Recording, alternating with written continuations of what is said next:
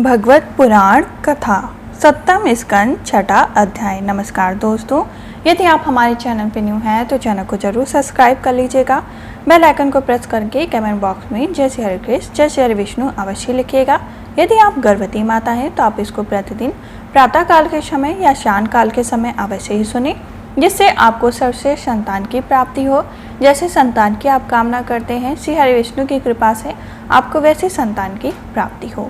यदि आप हमारे चैनल पर न्यू हैं तो आप इसको प्रथम स्कंद से अवश्य ही सुने, जिससे आपको इसका पूरा सार समझ में आए, इसका पूरा फल प्राप्त हो।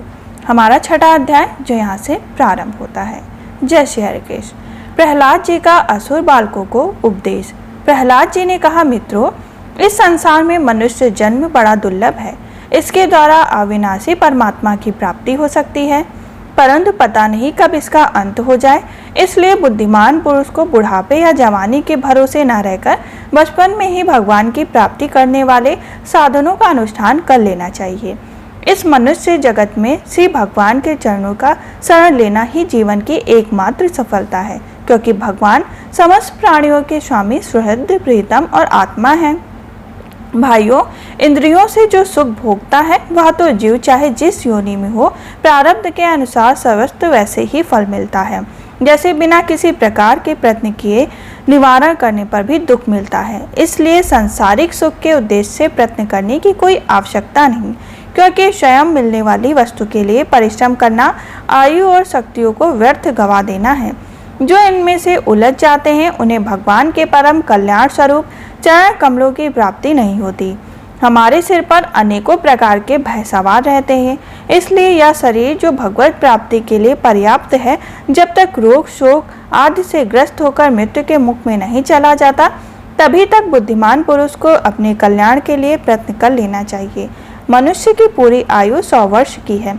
जिन्होंने अपनी इंद्रियों को वश में नहीं कर लिया, उनकी आयु का आधा हिस्सा तो यूं ही बीत जाता है, क्योंकि वे रात में घोर तमोगुण अज्ञानता से ग्रस्त होकर सोते रहते हैं। बचपन में उन्हें अपने हित अहित का ज्ञान नहीं रहता। कुछ बड़े होने पर कुमार अवस्था में वे खेलकूद में लग जाते हैं। इस प्रकार 20 वर्ष तक उन्हें कुछ नहीं पता चलता। जब बुढ़ापा शरीर को ग्रास लेता है, तब उनके अंत के 20 वर्षों में कुछ करने धरने की शक्ति ही नहीं रह जाती, और इसी बीच में वे अपना क्या करना है क्या नहीं करना, इसके बारे में कोई भी निर्णय नहीं ले पाते। उसमें कभी ना कभी पूरी होने वाली बड़ी बड़ी कामनाएं भी आती रहती हैं। बालात प्रकट करने वाले मोह से और घर द्वार की वह आसक्ति, जिससे जीव इतना उलझ जाता है कि उसे कुछ कर्तव्य अकर्तव्य का ज्ञान ही नहीं रहता। इस प्रकार बची कुची आयु में भी हाथ से निकल ही जाती है। दैत्य बालकों, जिसको इंद्रिय वश में नहीं है, ऐसा कौन सा पुरुष होगा जो घर गृहस्थी के आसक्त और माया ममता की मजबूत फांसी में फंसे हुए अपने आप को उसे छुड़ाने का साहस कर सके, जिसे चोर सेवक एवं व्यापारी अपने अत्यंत प्यारे प्राणों की भी बाजी लगाकर संग्रह करते हैं, और इसलिए उन्हें जो प्राणों से भी अधिक वांछनीय है, उस धन की तृष्णा को भला कौन त्याग सकता है। जो अपनी प्रीतमा पत्नी के एकांत सहवास, उसकी प्रेम भरी बातों और मीठी मीठी सलाह पर अपने को निछावर कर चुका है, भाई बंधु और मित्रों के स्नेह पास में बन चुका है, और नन्हे नन्हे शिष्यों की तोतली बोली पर लुभा चुका है, भला वह उन्हें कैसे छोड़ सकता है। जो अपनी ससुराल गई हुई प्रिय पुत्रों, भाई बहनों और दीन अवस्थाओं को प्राप्त पिता माता, बहुत सी सुंदर सुंदर बहुमूल्य सामग्रियों से सजे हुए घरों, कुल परंपराओं, जीवों के साधनों तथा पशुओं और सेवकों के निरंतर स्मरण में रम गया है, वह भला उन्हें कैसे छोड़ सकता है। स्मरण में रम रख गया हो, वह भला उन्हें कैसे छोड़ सकता है। जो ज्ञान इंद्रियां एवं रस इंद्रियों के सुखों को ही सर्वस्व मान बैठा है, जिसकी भोग वासनाएं कभी तृप्त नहीं होती, लोग बस कर्म पर कर्म करता हुआ रेशम के कीड़े की तरह अपने को और भी कड़े बंधन में जकड़ता जा रहा है। जिसके मोह की कोई सीमा नहीं, वह उनसे किस प्रकार विरक्त हो सकता है और कैसे उनका त्याग कर सकता है। यह मेरा कुटुंब है, इस भाव से उसमें वह इतना रम जाता है कि उसके पालन पोषण के लिए अपने अमूल्य आयु को गंवा देता है, और उसे यह भी नहीं जान पड़ता कि मेरे जीवन का वास्तविक उद्देश्य नष्ट हो रहा है। भला इस प्रमाद की भी कोई सीमा है। यदि इन कामों में कुछ सुख मिले तो भी एक बात है, परंतु यहाँ तो जहाँ तहाँ वह जाता है वहीं दैहिक दैविक और भौतिक ताप उसके हृदय को जलाते ही रहते हैं। मित्रों, भगवान को प्रसन्न करने के लिए कोई बहुत परिश्रम या प्रयत्न नहीं करना पड़ता, क्योंकि वे समस्त प्राणियों की आत्मा और समस्त सबकी सत्ता के रूप में स्वयं सिद्ध वस्तु हैं। ब्रह्मा जी से लेकर तिनक तक छोटे छोटे बड़े बड़े समस्त प्राणी में पंचभूतों से बनी हुई वस्तुओं में पंचभूतों सूक्ष्म तंत्र मात्राओं महत्व एवं तीनों गुणों में गुणों की साम्य अवस्था प्रकृति में एक ही अविनाशी परमात्मा विराजमान है। वे ही समस्त सौंदर्य माधुर्य और ऐश्वर्य की खान है। वे ही अंतर्यामी दृष्टा के रूप में है और वे ही दृश्य जगत के रूप में भी हैं। सर्वथा अनिवार्य तथा विकल्प रहित होने पर भी दृष्टा और दृश्य व्यापक के रूप में उनका निर्वाचन किया जाता है। वस्तुतः उनमें एक भी विकल्प नहीं, वे केवल अनुभव स्वरूप आनंद स्वरूप एकमात्र परमेश्वर ही हैं।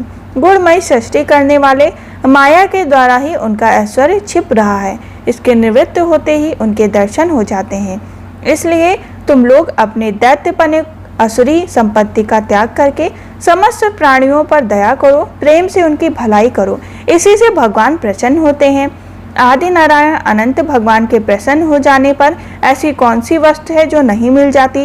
लोक और परलोक के लिए जिन धर्म अर्थ आदि की आवश्यकता बताई जाती है, वे तो गुणों के प्रणाम से ही बिना प्रयास के ही स्वयं ही मिलने वाले हैं। जब हम श्री भगवान के चरणामृत का सेवन करते हैं और उनके नाम गुणों का कीर्तन करने में लगे रहते हैं, तब हमें मोक्ष से भी अधिक लाभ मिलता है। योग शास्त्रों में धर्म अर्थ और काम इन तीनों पुरुषार्थ का भी वर्णन है।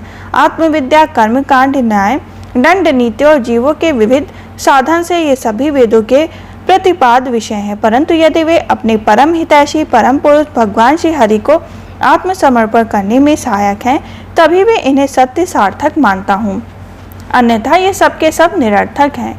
प्रहलाद जी के सहपाठियों ने पूछा, प्रहलाद जी, इन दोनों गुरु पुत्रों को छोड़कर और किसी गुरु को तो ना तो तुम जानते हो और ना हम, ये ही हम सब बालकों के शासक हैं। तुम एक तो अभी छोटी अवस्था हो और दूसरे जन्म से ही महल में अपनी माँ के पास रहे हो। तुम्हारा महात्मा नारद जी से मिलना कुछ असंग सा जान पड़ता है। प्रियवर, यदि इस विषय में विश्वास दिलाने वाली कोई बात हो तो तुम उसे कहकर हमारी शंका मिटा दो। इस प्रकार हमारा 6वां अध्याय संपूर्ण हुआ। हम फिर मिलेंगे 7वें अध्याय में, जिसमें प्रहलाद जी द्वारा माता के गर्भ में प्राप्त हुए नारद जी के उपदेश का वर्णन किया जाएगा। ये गर्भवती महिलाओं के लिए बहुत विशेष अध्याय रहेंगे। इन अध्यायों को सुनकर उनको श्रेष्ठ बालक को जन्म देंगी, जिनका ज्ञान बहुत ही श्रेष्ठ होगा और वो अपने कुल की रीति को और अपने जितनी कुल परंपरा है उसको आगे बढ़ाते जाएंगे और तीनों लोकों में उनका यशगान होता जाएगा। हम फिर मिलेंगे 7वें अध्याय में। तब तक के लिए जय श्री कृष्ण, जय श्री विष्णु।